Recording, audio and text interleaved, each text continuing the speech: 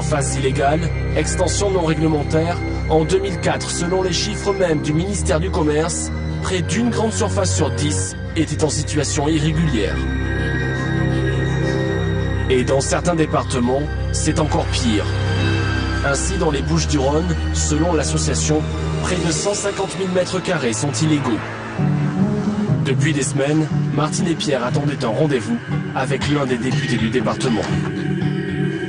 Grâce à la présence de la caméra, ils sont enfin reçus par Éric Diard.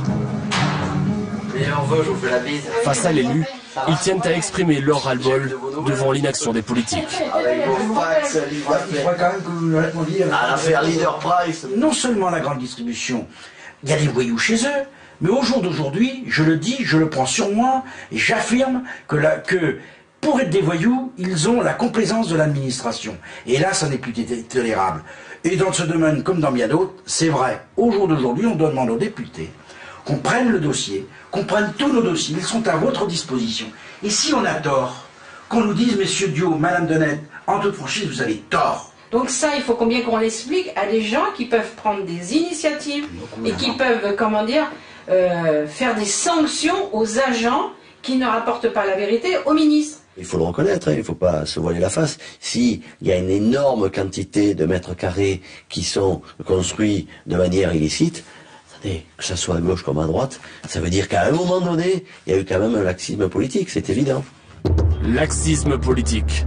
Il faut dire aussi que la grande distribution sait parfois se montrer très convaincante à l'égard des élus.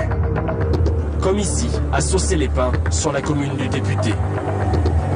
Installé depuis 2 ans, ce magasin souhaite aujourd'hui doubler sa surface commerciale.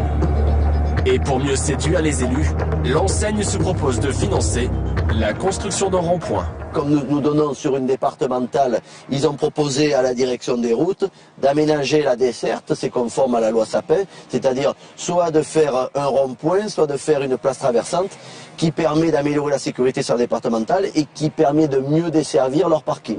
Mais c'est vrai que si une grande surface propose, j'allais dire, une grosse desserte, une grosse infrastructure routière, c'est vrai que, à mon avis, ça peut paraître parfois, ça peut intéresser une commune, c'est sûr.